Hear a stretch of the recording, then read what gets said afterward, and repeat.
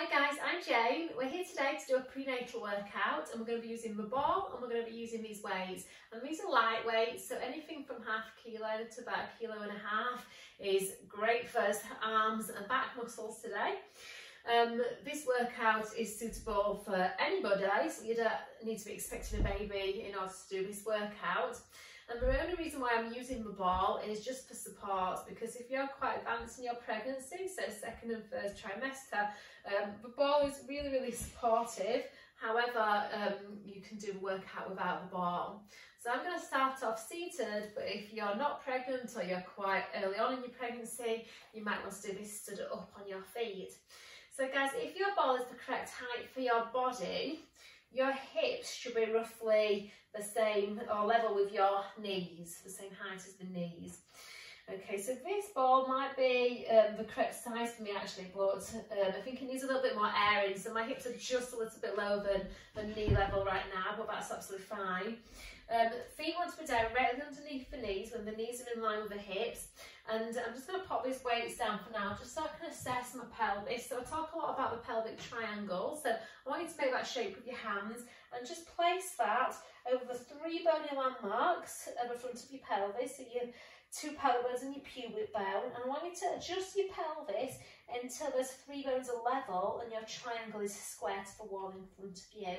So that's the neutral position of the pelvis, and the spine stacks itself from the pelvis. So once we've got that lovely vertical pelvis, I want you to lift your upper back out of your lower back and lengthen up through the crown of the head, and just spend a moment so just trying to recognise what it feels like to be nice and elongated through the spine. And then let's focus on Pilates breathing. So you're just going to place your hands on your ribs and just slide your hands out to the sides of your rib cage, and then just focus on breathing into the back and into the sides of the rib cage. So on your in-breath, you're looking to feel a sense of your rib cage expanding out to the side walls and into your hands. And then on your out-breath, try and feel that sense of your rib cage narrowing and drawing away from the hands. Now, as you focus on using your breath to bring movement into the ribs, I'd like to have an awareness of your deep core muscles, so pelvic floor, transverse abdominis. And on your out breath, I want you to gently lift up on your pelvic floor. So when you're sitting on the ball, there's a sensation of lifting the pelvic floor upwards, away from the ball, visualising the 4 bony landmarks at the bottom of the pelvis, so your pubic bone, your tailbone, your 2 sit bones narrowing and drawing towards one another. And then draw your navel into your spine to engage your deep abdominals. And then keeping your breath in your ribcage above your belly button to maintain the control of the deep core muscles. Now, depending on where you are at with your pregnancy, the more advanced we get in the pregnancy, the more the abdominals and the pelvic floor muscles lengthen. And when the muscles are lengthened, it's really hard to feel that sense of pulling up and drawing in. Okay, so if you've been doing Pilates a while, then you have an awareness of what that felt like, that control to pull up and draw in. But if you can't feel it, visualise the up and the in, because if you can visualise it, the body has an easier time finding it. So we want to feel that sense of everything drawing up and in towards that midline. And then maintaining the control of the deep core muscles, let's just start to bring some movement into the shoulders. So on the in-breath, I want you to lift your shoulders up to your ears. On the out-breath, just reach the shoulders downwards, away from the ears. Now, you can choose a breathing pattern that works for you. Whenever I offer breathing, I offer the breath pattern that facilitates movement, but just choose a breathing pattern that works for you and feel the coordination of breath and movement. Now on that inhalation, I want you to feel the shoulder blades elevate, so they slide up the rib cage. And on your exhalation, I want you to feel the shoulder blades gently depress, so they slide down the back of the rib cage. Now it's the depression phase I want you to focus on the most, because that's the action that engages the deep mid-back muscles and your lats, which are your side back muscles. So try and focus on the shoulder blades sliding down and feel that you're trying to lengthen the crown of the head upwards towards the ceiling, oppositionally to the shoulder blades drawing down the back of the rib cage. So feel that sense of trying to make yourself lighter on the ball. Now we're going to change this into a shoulder roll. So you're going to lift the shoulders up and then roll the shoulders back and down. So we're making nice big circles with those shoulders, and we are going to be putting a little bit of weight through the upper body today. So we're going to be using those weights, so just really giving those shoulders a nice warm up. Now each time you roll those shoulders back and down, just focus on opening the chest and widening the collarbones each repetition. And then on that next one, we're going to change direction. So you're going to lift up and roll the shoulders forwards and downwards. So really trying to stretch the space between the shoulder blades. Trying to stay tall in the spine. So the shoulder blades move away from the spine and you're opening up that space in that mid-upper back. And let's make this one the last one. And then I want to reset the shoulders. So find a place where the chest is open and the collarbones are optimally wide. And then I want you to hinge forwards from your hips, keeping a nice straight back. And again, depending on where you are with your pregnancy, if you are quite advanced, you might need to go a little wide with your feet so that you've got a bit of space here to lean forwards. And then you're going to pick your weights up and then keep your back straight to come back up again, adjusting your feet. So ultimately, find the foot position that creates the most stability for you. So the wider you go, generally the more stable you are. We're going to do a low bicep curl. So we're going to set those shoulders. So roll the shoulders back and down, and then turn the palms of your hands forwards. And then you're bending at the elbows to bring the weights towards the front of the shoulders. So you're trying to keep nice straight wrists, and we're going for full range of motion here. So fully bringing the hands as close to the front of the shoulders as you can, and then fully extending the elbows. The easy bit is bending your elbows. The challenging bit is trying to keep that lovely posture. So we're trying to keep the shoulders back so the chest stays open, the collarbones stay wide, and all the time you're trying to stay nice and long in the spine. It takes effort to hold good posture. Okay, so just getting a feel for isolating this movement to hinge at just the elbow joint so the shoulders stay nice and stable. And we're going to challenge this more now. So you're going to keep those arms straight and then lift the arms to about shoulder height. Now check that the shoulders aren't collapsing forward. So if there was a wall behind you, you'd be pulling the back of the shoulders into that wall. And we're going to do the same elbow action, and we call this a high bicep curl. Okay, so this is going to be a little bit more challenging because we're putting more weight through the shoulders, so we're increasing blood flow to those shoulders. I want you to feel that as you bend those elbows, you're trying to spiral the elbows inwards and the hands a little bit outwards. So what wouldn't be ideal here is if we started to let those elbows bend out to the side walls. And then see if there's anything you can do to widen your collarbones a little bit more. So when I do this, I visualise that I'm trying to pull the upper arm bones back into their sockets. So trying to get wider through the collarbones and more opening the chest, and just feel that activity through the back of the shoulders. Okay, now next time when you straighten the elbows, we're going to bend the elbows halfway now, and we're going to keep that same elbow angle. I want you to open the elbows out to the side walls, and then you're going to get the elbows to kiss one another. So you're going to open your chest and then open the space between the shoulder blades. Okay, so we can get really tight in the chest, especially as centre of gravity changes. That can start to pull you forwards, or you can start to bring a lot of tension for that mid-upper back. So this is just a nice stretch for that mid-upper back, and really conditioning those shoulder muscles, the chest and the back muscles as well. Elbows come together, it encourages those shoulder blades to protract, and elbows reach apart. It encourages those shoulder blades to retract, and keeping those elbows nice and high, you're going to start to feel this through the shoulders. Okay, let's keep the elbows out to the sides now. We're going to do a lat pull down. So I want you to pull the elbows downwards towards the floor, and feel that you're trying to squeeze the elbows together behind you, and then lift back up again. So it's a sense of trying to get your elbows to touch one another, squeezing those shoulder blades together, and then back up again. So if you are used to training in the gym, we know what a lat pull down machine is. So you're holding that bar and you're pulling that bar down from the ceiling, leading with the elbow joint, and then you're trying to squeeze the elbows together behind the spine. So that doesn't happen in the gym, but I want you to find that here, that sense of trying to squeeze. It's that sense of narrowing the back of a rib cage and widening the front of the rib cage. I'm thinking of my upper arm bones squeezing into the side of a rib cage. Okay, so this is very good for strengthening those lats, and we're going to keep that low position of the elbows now, and I want you to do little squeezes, like you're trying to get the elbows to squeeze in an inch closer and then an inch further apart. So the sensation here is upper arm bones hugging the sides of a rib cage, trying to get the elbows behind the spine, and then we're going to do 5, 4, 3, 2, 1, lift the elbows back up, turn the palms inwards, shoulders down, and then you're going to extend the elbows and bend. So lateral bicep curls, and again, trying to keep those shoulders down away from the ears, thinking of those biceps turning to face the ceiling here. I'm starting to get considerably warm now through the shoulders and through the arms, and that's the whole point. So it's the load in the muscles that makes a change to the muscles. So we've got to load those muscles, still trying to keep posture though. That's always the hardest bit. So let's keep those arms straight and make tiny little circles, eeny weeny ones. Breathing in for one half of the circle, breathing out for the other half of the circle.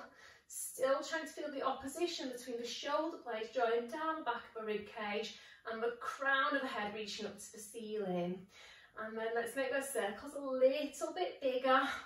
Okay, keeping those palms facing upwards, which encourages your upper arm bones to turn out in their sockets, stabilising through the rotator cuff. Okay, let's go back to small circles and change direction. Eeny weeny, eeny weeny. Really, really little circles. Still trying to feel that chin retracting into the neck, front ribs into back ribs, and you're still lifting your pelvic floor away from that ball, making those circles bigger. Okay, try not to move that torso. So abdominals have to work here to stabilise, and then back to small, and then release. Ooh, Bernie. So give those shoulders a roll. Okay. So we've really worked into the biceps there, the chest muscles, the shoulder muscles. So we're going to work into the triceps and the back muscles now. So again, depending on where you're at with your pregnancy, is going to dictate how wide you need to take your feet. But I want you to keep those shoulders rolled back, and then we're going to hinge forwards from the hips. So you might need to walk your feet a little forward so your hips come just forwards of the apex of the ball, and then pulling your baby into your spine or pulling your navel in if you are not expecting. Okay, and we're going to row. So as you row, I want you to turn your palms forwards and then reach your hands underneath your shoulders. Trying to keep good head and neck alignment here. So I am a person that really struggles with head and neck alignment. I tend to find a drop my head a lot, or hyperextend my neck, which means that I'm tipping my head too far back from my neck. So I really struggle with that, guys. So I want you to, if you notice that my head is out of alignment, if you're doing this in front of a mirror, just make sure that you are trying to stay long in the back of the neck. Okay, now as you row back, I want you to feel those shoulder blades draw back and down. That's it. And every time you bend those elbows backwards, I want you to initiate it from the shoulder blades. So it's a sense of the shoulder blades retracting first before you bend the elbows backwards. Okay, so if you initiate from the shoulder blades, we get more back recruitment, more of a back exercise as opposed to an arm exercise. Okay, now next time you row, let's hold it. Okay, turn the palms in and you're going to extend the elbows and bend. So keep trying to pull your baby close to your spine here. Keep trying to think about length in the spine, so almost that sense of pushing the ball back with your tailbone as you reach the crown of your head forwards on the opposite diagonal. Again, full range of motion, fully extending the elbows, bringing those weights to the front of the shoulders. Now for me, the habit with this is always making sure that when those elbows are straight, those shoulders don't round forwards. So that takes strength through that mid upper back. Now let's keep those elbows straight, and we're going to pulse up an inch and down an inch. And what's important is we do not hold breath. So keep focusing on that thoracic breathing here, pulsing up an inch and down an inch. And we should start to feel that burn down the back of the arms. And really working for me, I really feel this in my mid-back. If you start to feel it in the neck, you've got to check that that isn't starting to happen. Okay, now instead of going up an inch and down an inch, I want you to pulse in an inch and out an inch. Okay, so we're getting close together with those hands and then a little further apart. Okay, still trying to feel the power in that opposition between the head and the tailbone. Still trying to reach those shoulder blades into the spine. We're going to do 5, 4, 3, 2, 1, and then just hinge up and then just roll it out. Okay, so just release. And this is why, guys, you're really glad that I went for light weights. Yeah, because if it had gone heavier, I'm not even sure I'd have been able to do 2 reps with that. Okay, so let's go back into that hinge, because this is really great way, it's a really great way of strengthening your back muscles as well, guys, because obviously depending on where you are at with your pregnancy, you're not going to be able to lay on your belly. So the ball work is really, really great, especially with the weights, to keep that upper back nice and strong. So again, as your baby grows, you're going to start to go forward. You want to make sure that you've got that strength to keep that posture upright. So let's hinge again from the hips, nice straight back, shoulders back. And I want you to row. This time you're going to reach one arm forwards, one arm back. Row through the centre, changing sides. Row through the centre, changing sides. Every time you straighten those arms, really focus on fully straightening those elbows. I always feel like mine are straight, and then I look back at a video and I notice that I have still got bent arms. Shoulders stay nice and down, and checking that your body is nice and straight here.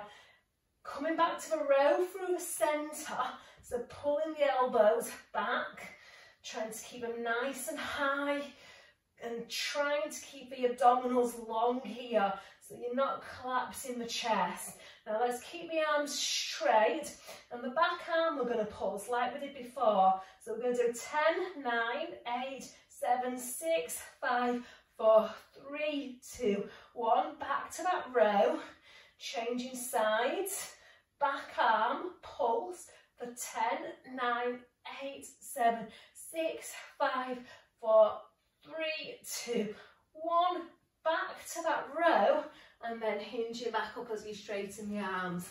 Okay, so we'll do another set of work with your back, and I'm just going to show you how you would do this if you weren't using a ball. So if you weren't using a ball, then essentially you're coming into a squat position. So weight in the heels, spine nice and straight, abdominals supporting that lower back. And we're now going to do something that I call ITW. So nice flat back, tummy in. We're going for the letter I, and then the letter T, and then palms to the back of the room on that W. So really activating the back extensors, the posterior shoulder muscles, and through the middle back and lats. Trying to keep a lovely flat back here as you do it. For me, the hardest bit is the eye. Okay, that's where I've got to work really hard in my abdominals to stabilise the spine. Let's do that one more time all the way through. Okay, so think of lifting those weights from the shoulder blades all the time, and then sitting on that ball, giving those shoulders a roll. So you've got options, ball or no ball. All the exercises are challenging regardless, because sitting on the ball you're having to really balance because it's an unstable surface. Okay, so we're now going to do a lovely exercise to open up your chest after some of that work. So if you have got a wall, I recommend putting the ball against the wall, and I'm going to bend my knees to slowly come down onto the floor. So have your legs in a nice diamond shape, or choose a leg position that is comfortable for you, and then just interlock your hands behind your head. If you haven't got a ball, this is an exercise you wouldn't be able to do without a ball very easily. However, you can still do it to an extent. Your range of motion would be just a little bit smaller, that's all. So you're going to interlock your hands behind your head, shoulders relaxing, and then from here I want you to shine your chest bone up on the ceiling and then soften your chest bone down. Okay, so that will be your variation if you haven't got a ball. If you have got a ball, you shine your chest bone up on the ceiling and then you continue to lift the chest bone up there, this time allowing yourself to contour the shape of the ball with the spine, to come up, nod your chin, chest bone rounds a little forward until you're back over the pelvis. So lift the chest up and then just gently arch yourself back over the ball, lengthen those abdominals, nodding the chin, shoulders staying down.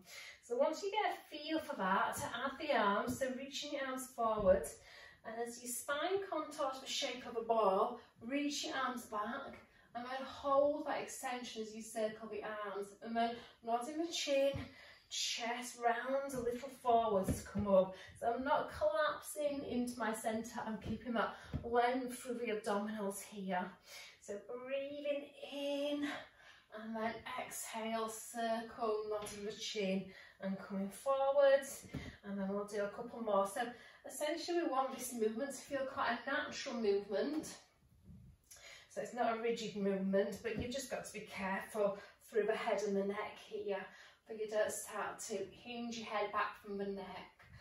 Okay, and then we're going to reverse that. So this is a beautiful way of opening it through the chest, stretching down the sides of the body. And it's a really nice way of maintaining extension in your spine if you can't lay on your belly. Okay, and these balls are quite cheap. The only problem with these balls is storage. Okay, because a lot of us don't always have the space to have a big ball lying around. So one more, and then we're going to come back up onto the ball, just really mobilising that spine. Okay, so bring those knees back up. Now you can roll your knees to the side, push yourself up to standing and then get back onto the ball, but you can walk your feet in, put your hands on the ball and push yourself up onto it. So do what is safe for you to do. So we're going to do a little bit of spinal mobility here. So I'm going to have my pelvis just slightly forwards of the apex of the ball here. Place one hand on your lower belly and one hand on your lower back, staying tall through the spine. And I want to curl the tailbone underneath you to round through that lower spine and reach the tail away from you to arch through the lower spine. Okay, so the nice thing about using a ball is we get this lovely feedback. When you curl that tail underneath you, it's as though you're trying to roll the ball to the heels of your feet, and when you reach your tail back to the wall behind you, you're trying to push your ball in that direction. Okay, so still trying to stay tall in that upper back though, so I'm not collapsing and pushing those ribs out. I'm keeping that sense of lifting the upper back out of that lower back all the time here.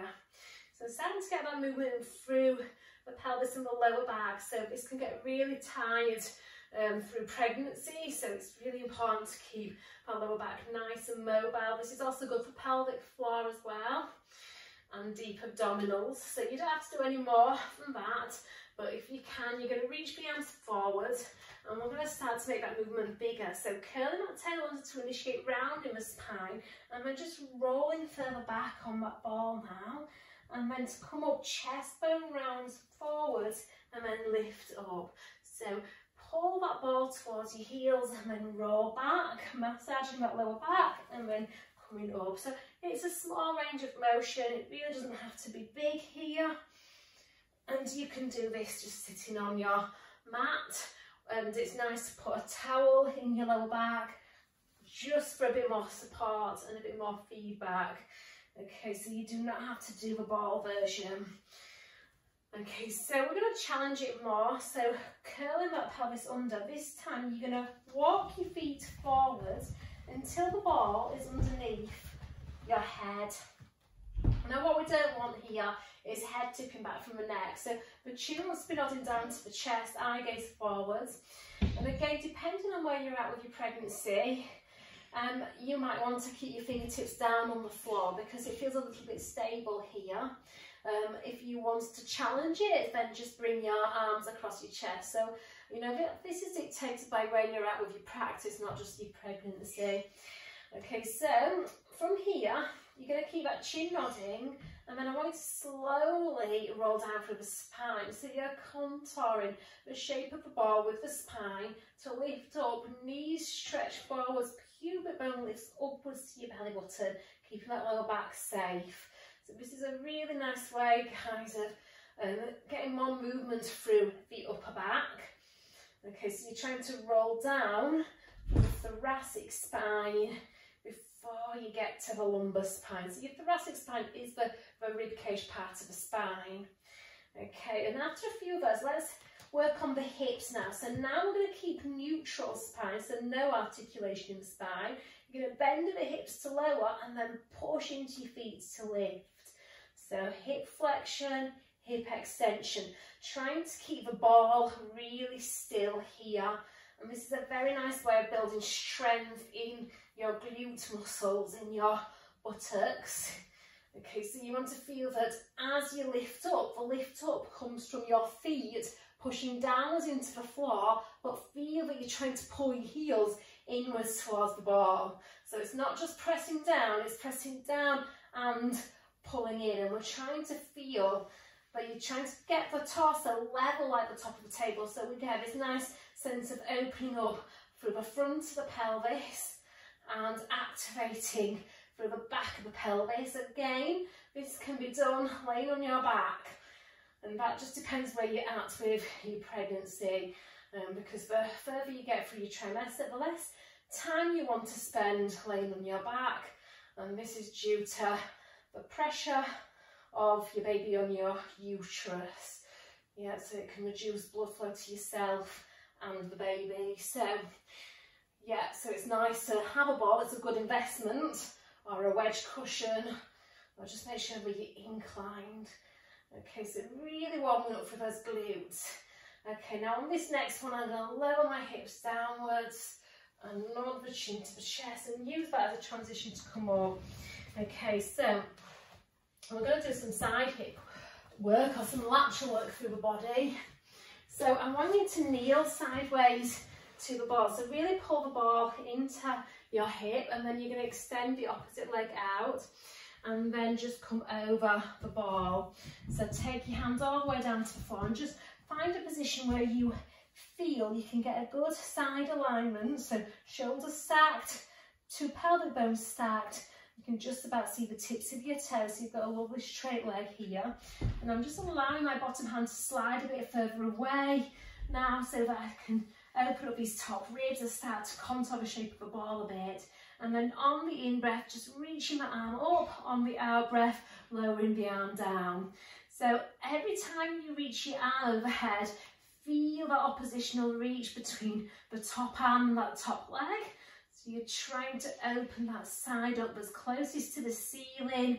You're trying to create more space there. Now let's keep the arm overhead and add a bit of rotation. So chest bone turns downwards, chest bone turns forwards. The ball will roll a little bit here and allow it to. Okay, just try and feel that your arm facilitates that stretch a little bit. So as your chest bone turns face down, try and feel that you're reaching from the elbow out through the fingertips to open up through the back of the rib cage a little bit more, keeping that pelvis as stable as you can. Okay, and then after a little bit of rotation, you're going to keep your hands on your hip, and then we're going to go for leg raises. So ideally trying to lift that leg up until it's parallel with the floor here. A place where you can balance a tray of drinks on that leg without spilling those drinks. So really great for maintaining the strength in the side hip muscles and side glutes. So we really want to focus on keeping that pelvis nice and stable here. So there's no change to the waist, that top pelvic bone stays stacked on top of that bottom pelvic bone. Now next time you lift, let's keep that lift. If you're starting to feel this in the neck, you can turn your head downwards and then you're going to make small circles with the leg. So breathing in for one half of the circle, breathing out for the other half of the circle, and then changing direction. Try and keep the height of that leg and really trying to engage the glutes. I like to focus on the up bit of the circle and the back bit of the circle because these are the sides of the body that we work the least in everyday life. Last one. And then lower that leg. Now walk your hands on top of the bar and just push yourself up, bending your knee in. And then from here, we're just going to roll the ball to the other side and have another go of that delicious stretch. So pull that ball in, extend the leg out. If you haven't got a ball, you're doing the same variation with your hand down on the mat. And just make sure if you're having to stabilise, so when your hand is down on the mat, you're having to stabilise more from that bottom shoulder. So you're just going to make sure that bicep is turning away from you, the elbow is turned in, and you're pushing your hips forwards. Okay, and if that feels a bit compressive through the spine, then have something like a block to hand, or some books, or something, so you're not asking as much of yourself. You don't have to bend the spine as far to get down to the floor. And same thing here, just taking that in breath to reach the arm overhead.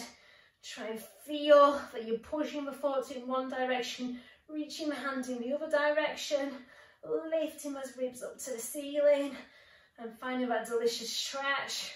When the ball isn't there, I'm having to work a little bit harder through all the muscles now, all the side muscles closest to the floor to stabilise. So we're going to keep that lift and then turning the chest bone a little downwards and then coming back to that neutral position. So again, trying to minimise movement in the pelvis to optimise movement in the rib cage.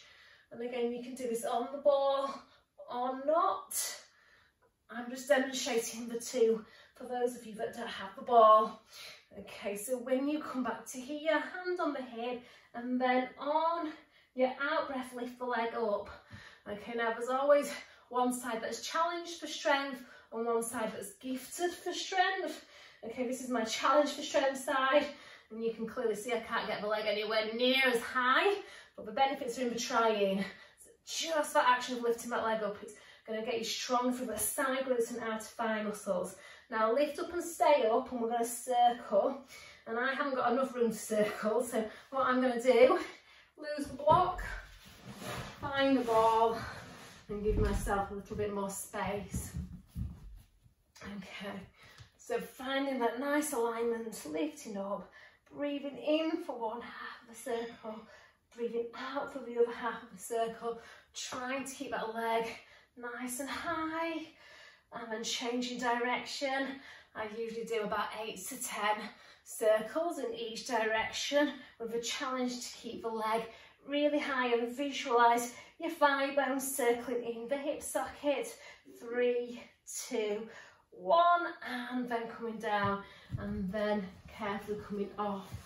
Okay, so yeah, and what's nice as well, if you've got the ball, to stretch those glutes because they will need it after that. You can push that ball forward and sit your bottom back and have yourself a delicious hip stretch and stretch down the sides of your body as well. Depending where you are with your pregnancy, you might need to go wide with your knees. Okay, so I'm going to do abdominals. So I'm going to have the ball here, but not necessarily going to, actually I'm going to put the ball over here, and I'm not going to use the ball until after my abs. After my ab work, I'm going to use the ball for a stretch. Okay, and again, you don't need the ball if you haven't got one. Okay, so abdominal work. I want you to be on your elbows. Roll the shoulders back, push your chest up. Okay, so we're not sinking and slumping into our shoulders. You're pushing the elbows down and lifting the chest high. And then from your pelvis, I want you to draw your pubic bone upwards towards your belly button, let go. So try and round your lower back a little closer to the floor without sinking between those shoulder blades. Okay, the action of tipping your pelvis back is the action that engages your abdominals, and it's the job of the abdominals to round that lower back to the mat, and we're checking that we're staying lifted up out of those shoulders. Now I want you to keep that abdominal contraction, so pull that pubic bone up to the belly button, and then you're going to lift one leg up, take that leg down, and change sides. So as you do this, the habit is to keep that pubic bone to belly button, so really tipping your pelvis backwards, trying to get your lower back as close to the floor as you can without sinking and collapsing into those shoulders. Okay, so you're really active in those abdominals, making sure that there is no shifting through that pelvis, so you're trying to keep your pelvis super still and stable.